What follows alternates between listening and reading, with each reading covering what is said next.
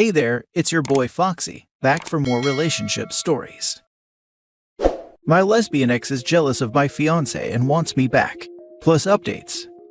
I, 31 male, was in a relationship with my ex, let's call her Macy, 30 female, for 4 years. 4 years ago, she came out as lesbian and told me she was in love with one of her close friends. She told me that while she didn't have romantic feelings for me anymore, she still loved me as a friend and wanted to keep a friendship with me.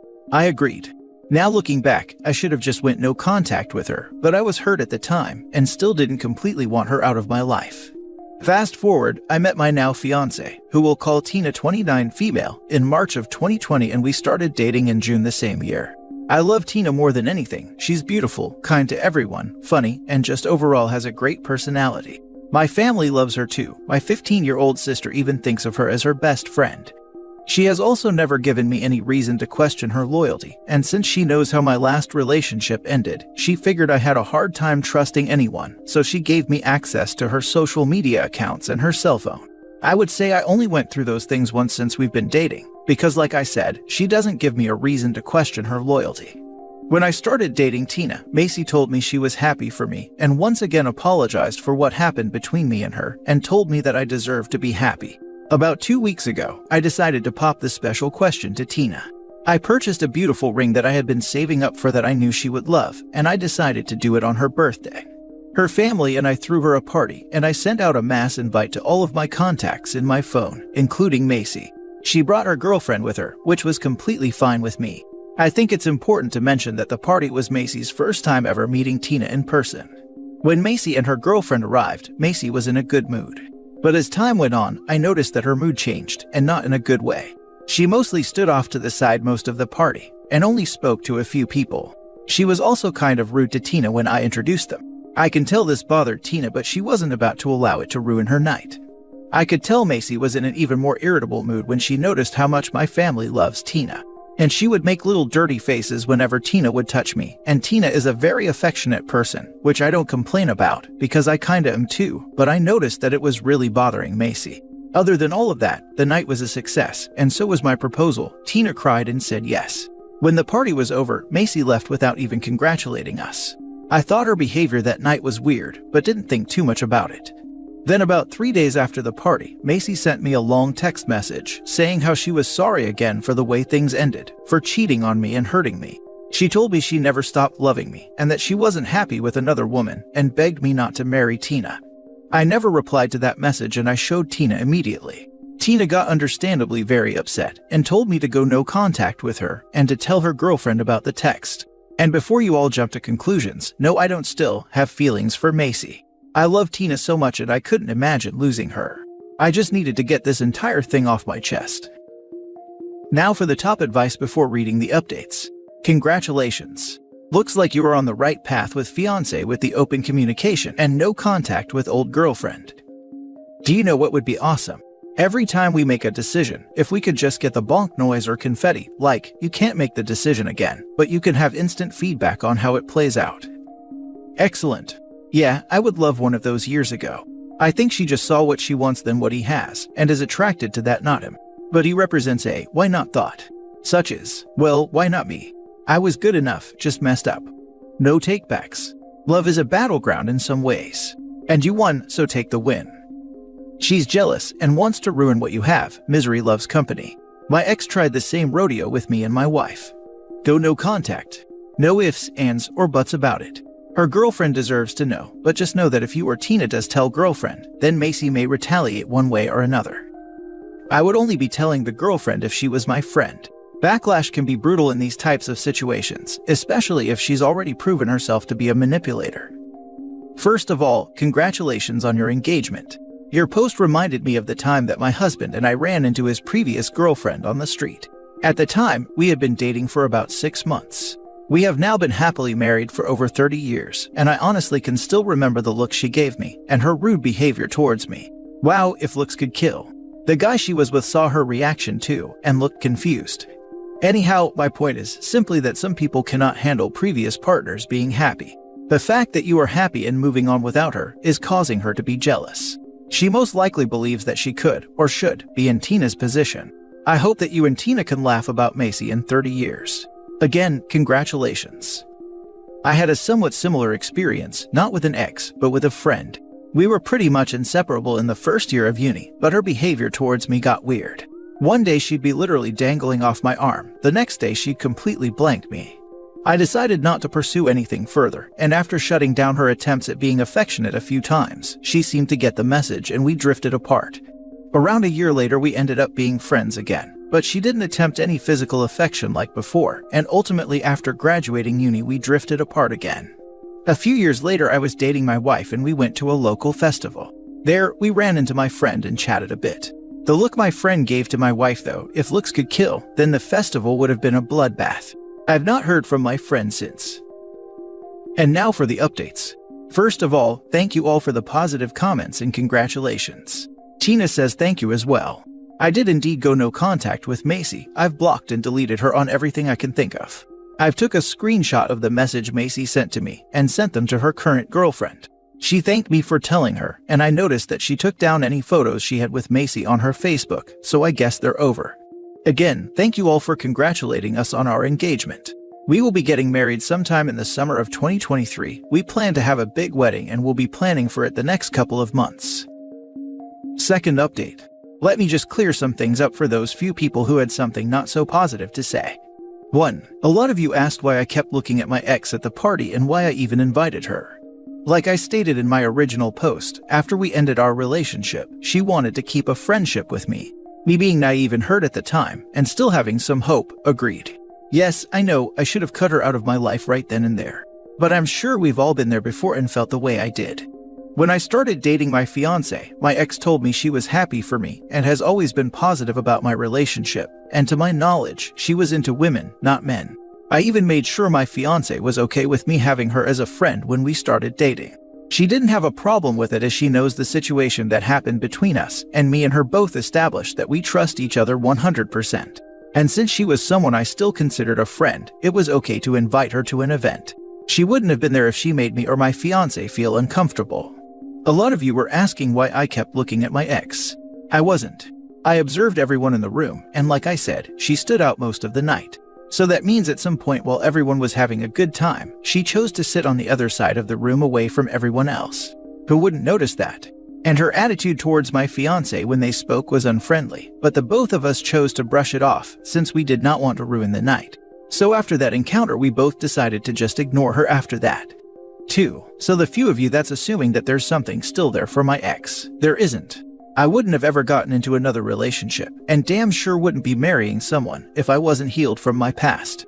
That would do nothing but hurt someone else. I didn't even talk to my ex that much before I went no contact with her. We would probably speak once every 2 months, and when we did, it was really a how are things going kind of thing. 3. One particular Karen for some reason got all super defensive and angry at the fact that I met my fiancé in a pandemic. Like I already told that person, there is something called FaceTime or video chat. Texting also exists, and we made ends meet the best we could. Since most places were closed, my fiancé would come over often for dinner or movie nights.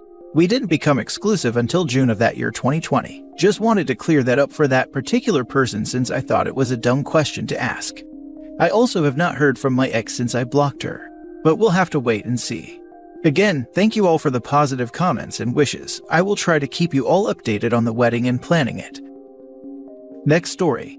My fiancé's been dating a woman our entire relationship. Plus update. My girlfriend and I met about 4 years ago, and things were great. We meshed really well, we had a lot of chemistry, and we never really fought. I asked her to marry me 6 months ago. She said yes. I was on top of the world, and we were making plans to buy a house on top of planning the wedding. A few weeks ago, she took a trip to see her best friend from college, Sasha. She flies to see Sasha maybe once or twice a year, and has for as long as I've known her. During quarantine, she road tripped, and when she got back, she seemed out of sorts. I asked her if something happened on the trip, but she said no. I decided to plan a surprise for her birthday, a video compilation of all her friends saying nice things about her for her birthday. I don't have Sasha's contact information, so I went into my girlfriend's phone while she was in the shower. I wasn't trying to snoop, but I pulled up Sasha's messages, and it just sprung out at me. Sasha had written, "I'm sorry I didn't give you the answer you wanted.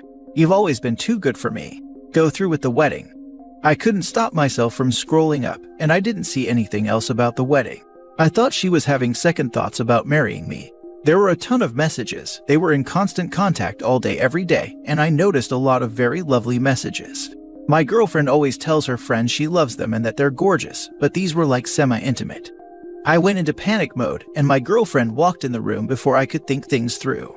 She asked me what was wrong because I was really pale. I just blurted out, "What's going on with Sasha? Do you not want to marry me?" We had a long argument, and she ended up admitting that she was in love with Sasha. They dated for 5 years before my girlfriend and I met, but Sasha is closeted, so they never told anyone except for their close circle. Sasha broke it off the same year we met, but they stayed friends. I knew my girlfriend is bi, but she never told me about a girlfriend.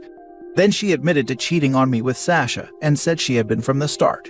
On her last trip to see Sasha, she told Sasha if she still wanted to be together and my girlfriend would call off the wedding, but Sasha said no.